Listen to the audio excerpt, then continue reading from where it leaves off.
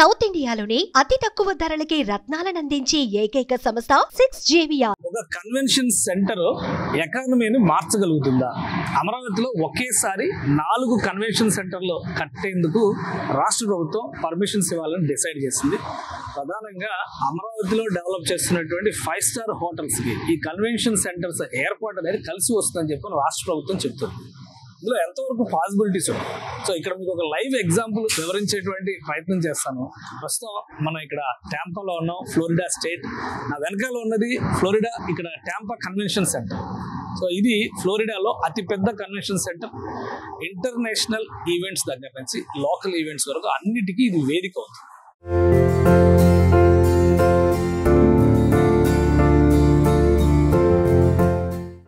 అమరావతిలో second phase భూ సమీకరణతో పాటు కన్వెన్షన్ సెంటర్లకి 4 ప్రదేశాలని రాష్ట్ర ప్రభుత్వం డిసైడ్ చేసింది. అంటే సిఆర్డీఏ ఇచ్చినటువంటి ప్రపోజల్స్ ని ఆల్మోస్ట్ యాక్సెప్ట్ చేసింది. మందడంలో 2 కన్వెన్షన్ సెంటర్స్ రాబోతున్నాయి. అలానే తుళ్ళూరు దగ్గర ఒక కన్వెన్షన్ సెంటర్ రాబోతుంది.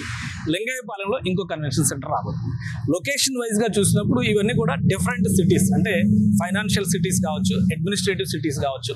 సో గవర్నమెంట్ ఏదైతే 9 సిటీస్ ని డిజైన్ చేసిందో ఆ 9 సిటీస్ కి కొన్ని హోటల్స్ ని, 5 స్టార్ హోటల్స్ ని డిజైన్ చేసింది. వాటికి ల్యాండ్ అలాట్మెంట్స్ కూడా జరిగింది. సో వాళ్ళు పనులు ప్రారంభించే లోపు కన్వెన్షన్ సెంటర్ ఏర్పాటు చేస్తే అది పెద్ద అడ్వాంటేజ్ అవుతుంది అనేటువంటి ఆలోచన. ఈ మొత్తం ఎస్టాబ్లిష్మెంట్ చేయడానికి ఒక 2 సంవత్సరాల సమయం పట్టొచ్చు, లేదా 3 సంవత్సరాల సమయం పట్టొచ్చు. కానీ ఇన్ఫ్రాస్ట్రక్చర్ క్రియేట్ చేస్తే ఖచ్చితంగా దానివల్ల లబ్ధి చేకూరుతుందని ఆంధ్రప్రదేశ్ ప్రభుత్వం అంచనా వేస్తోంది.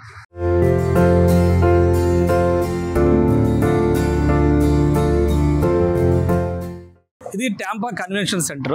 1990s టాంపా అనేది ఒక మామూలు నగరంగా, చిన్న నగరంగా ఉండేది. కానీ ఈ కన్వెన్షన్ సెంటర్ ఏర్పాటు చేయడానికి ప్రధానమైన కారణం ఏంటంటే టాంపా ఒక స్పోర్ట్స్ హబ్. ఇక్కడ బేస్బాల్ దగ్గర నుంచి, టెన్నిస్ దగ్గర నుంచి అనేక క్రీడలకి ఇది కేంద్ర స్థానం. సో ఆ ఉద్దేశంతోనే అంతర్జాతీయ ఈవెంట్లు నిర్వహించడానికి ఇక్కడ ప్రభుత్వం ఈ కన్వెన్షన్ సెంటర్ని ఏర్పాటు చేసింది. అప్పుడు ఇక్కడ ఉన్నటువంటి జనాభా చూస్తే 3 నుంచి 4 లక్షల లోపే అని ఒక అంచనా. కానీ 5 లక్షలకు పైగా స్క్వేర్ ఫీట్తో ఈ కన్వెన్షన్ సెంటర్ని ఏర్పాటు చేశారు. ఇప్పటికి కూడా 30కి పైగా మీటింగ్ హాల్స్ ఉన్నాయి. కనీసం 4,000 మంది పార్టిసిపేట్ చేయగలిగేటువంటి బాల్ రూమ్ ఉంది. సో టాంపా కన్వెన్షన్ సెంటర్ వచ్చిన తర్వాత జాతీయ, అంతర్జాతీయ ఈవెంట్లు, అమెరికన్ కల్చరల్ హెరిటేజ్ కూడా ఇది ఒక సెంటర్గా మారిపోయింది. ఈ ప్రాంతం మొత్తాన్ని కూడా ఎలా మార్చిందో మీకు ఒకసారి నేను చూపిస్తాను. టాంపా కన్వెన్షన్ సెంటర్ ఓపెన్ అయినప్పుడు ఇక్కడ మనకు కనిపిస్తుంది, ఇది ఎంబసీ హోటల్ అంటారు. అంటే ఎంబసీ సూట్స్ అని చెప్పని అంటారు. టాంపా కన్వెన్షన్ సెంటర్తో సమాంతరంగా అప్పుడు ఏర్పాటు చేసినటువంటి హోటల్ ఇది. 24 అంతస్తుల భవనంగా ఈ ఎంబసీని తీసుకొచ్చారు. ఇది Hilton group of hotels run చేస్తుంది. ఇప్పుడు ఆంధ్రప్రదేశ్లో అమరావతిలో కూడా హిల్టన్ హోటల్స్, ఒక 5 స్టార్ హోటల్స్ కట్టబోతుంది. అమరావతి ప్రాంతంలో ల్యాండ్ అలాట్మెంట్ జరిగింది. సో ఇది క్రమంగా డెవలప్ అవుతున్నటువంటి విధానం చూసిన తర్వాత ఇక్కడ గవర్నమెంట్ మ్యారియట్ గ్రూప్కి ల్యాండ్ అలాట్మెంట్ చేసింది. మ్యారియట్ గ్రూప్ ఇక్కడ మనకు ఎదురుగా కనిపిస్తుంది. మ్యారియట్ వాటర్ సైడ్ అని చెప్పని ఈ హోటల్ని డెవలప్ చేశారు. ఇప్పుడు ఇటు పక్కన చూడండి, నాకు ఇటు పక్కన కనిపిస్తున్నటువంటి హోటల్ ఇది JW మ్యారియట్. అంటే ఇవన్నీ కూడా 5 స్టార్ హోటల్స్. ఒక భారీ రేంజ్ ఇన్ఫ్రాస్ట్రక్చర్ క్రియేట్ చేస్తూ అప్పట్లో ప్రభుత్వాలు తీసుకున్నాయి. ఇవి ప్రారంభమైంది కూడా 2006, 2010 మధ్యలో జరిగినటువంటి నిర్మాణాలు ఇవి. ఇక ఈ ప్రాంతంలో ఉన్నటువంటి టూరిజం అట్రాక్షన్స్ని దృష్టిలో పెట్టుకొని చూస్తే అటు వెస్టిన్ కానీ అనేక హోటల్స్ వచ్చేసినాయి. ఇప్పుడు ఇది ఒక పెద్ద కల్చరల్ సెంటర్గా మారిపోయింది.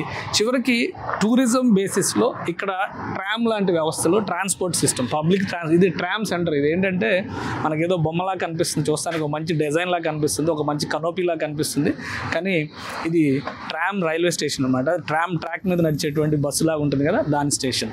సో ఈ చుట్టుపక్కల ప్రాంతాల్లో ఎకానమీ చేంజ్ అవడంలో టాంపా కన్వెన్షన్ సెంటర్ చాలా కీలక పాత్ర పోషించిందని చెప్పని అందరూ నమ్ముతున్నారు. అంతెందుకు హైదరాబాద్లో జరిగినటువంటి డెవలప్మెంట్ చూస్తే కూడా హైటెక్స్ కానీ, శిల్పకళా వేదిక, అంతకుముందు ఒక రవీంద్ర భారతే కనబడేది. హైటెక్స్, శిల్పకళా వేదిక లాంటివి వచ్చిన తర్వాత మోడర్న్ హైదరాబాద్లో విస్తృతమైనటువంటి డెవలప్మెంట్, ఇంటర్నేషనల్ యాక్టివిటీస్ జరగడానికి ఒక ప్రాతిపదికగా ఆ ప్రాంతాలన్నీ కూడా మారినాయి. సో అదే రీతిలో అమరావతికి ఒక అడుగు ముందుకు వేసేటువంటి ప్రక్రియలో భాగంగా రాష్ట్ర ప్రభుత్వం ఒకేసారి 4 కన్వెన్షన్ సెంటర్స్ని ఫైనల్ చేసింది.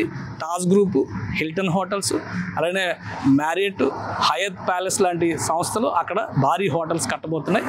ఆ ఎకానమీని మార్చడంలో ఇది మొత్తం కూడా ఒక కీలక పాత్ర పోషిస్తుందని చెప్పని ఏపీ సర్కార్ భావిస్తోంది.